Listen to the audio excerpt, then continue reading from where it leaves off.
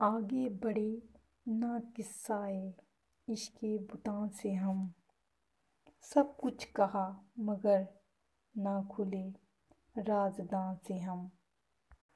اب بھاگتے ہیں سایۂ عشق بتاں سے ہم، کچھ دل سے ہیں ڈرے ہوئے کچھ آسماں سے ہم۔ خود رفتگی شب کا مزہ بھولتا نہیں، آئے ہیں آج آپ میں یارب کہاں سے ہم۔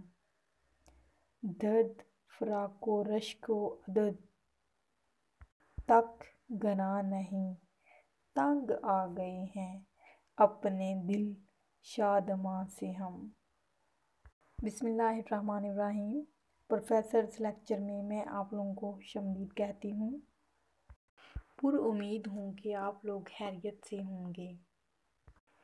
آج جو مرزا غالب کا لیکچر ہے وہ ہوگا مرزا غالب شناسی کے اہم رجحانات کیا ہیں، ٹھیک ہے۔ یہ ایم اے اردو کے سال اول کے جو 5واں پرچہ ہے اس میں مرزا غالب کا خصوصی مطالعہ ہے، اس کے بارے میں ہم لوگ ایک سیریز چل رہی ہے مرزا غالب کے بارے میں، ٹھیک ہے۔ ٹاپک کی طرف جانے سے پہلے آج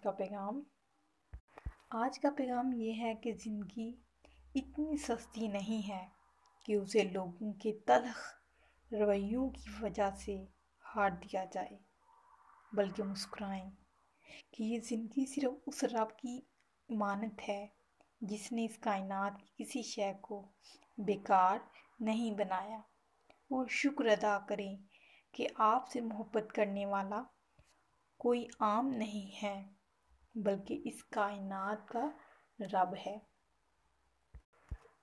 غالب کے بارے میں بہت سے تبصرے جو ہیں وہ کیے گئے، تنقید کی گئی، لیکن جو ان کے رجحانات کے بارے میں پاسٹ پیپر میں بھی یہ سوال بار بار آ رہا ہے۔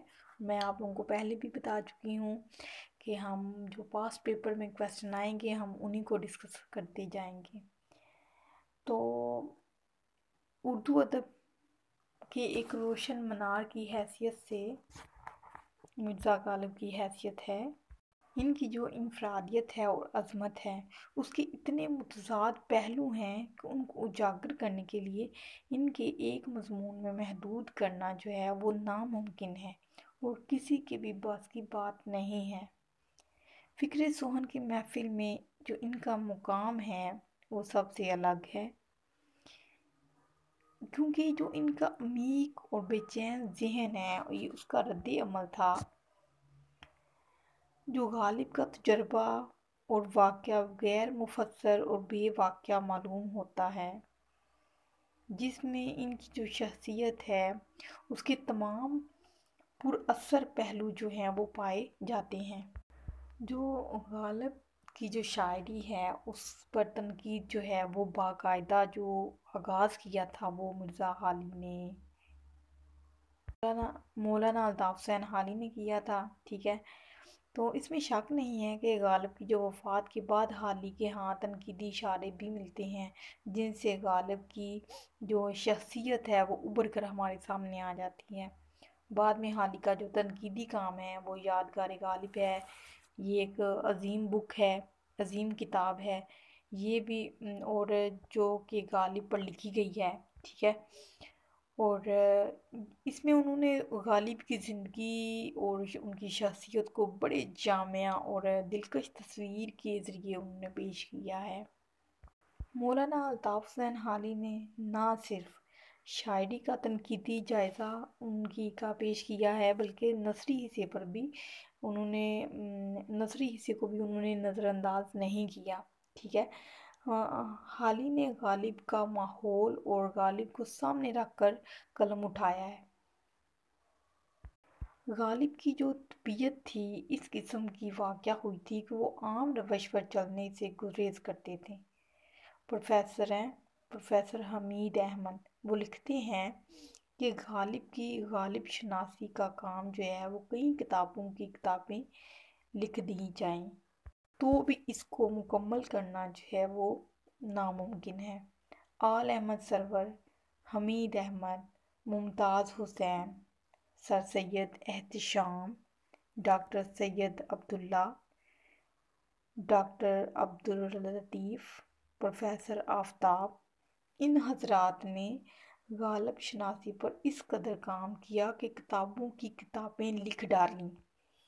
پروفیسر مجنو گورکھپوری کہتے ہیں کہ دیوان غالب اور ادوار غزل پر لکھتے ہیں کہ اردو میں غالب کی آواز پہلی آواز ہے جو دل و دماغ دونوں کو مخاطب کرتی ہے، جو ہمیں چونکاتی ہے۔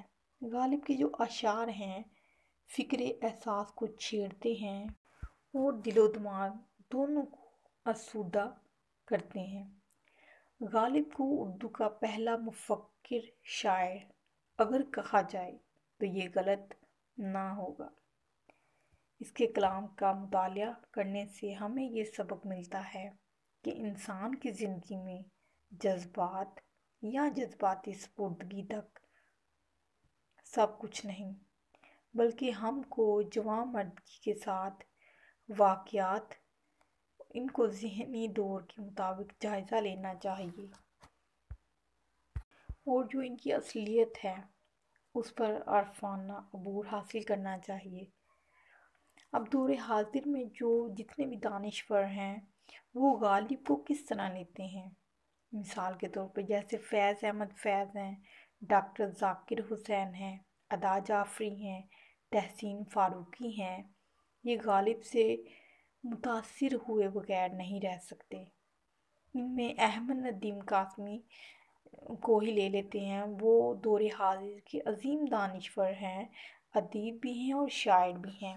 وہ کہتے ہیں کہ غالب توہمات کے تسلط کو جھٹکتے ہیں، زمین اور زندگی کے مسائل کو ترجیح دیتے ہیں۔ غالب تو مشاہدہ، فکر و عقل کا شاعر ہے۔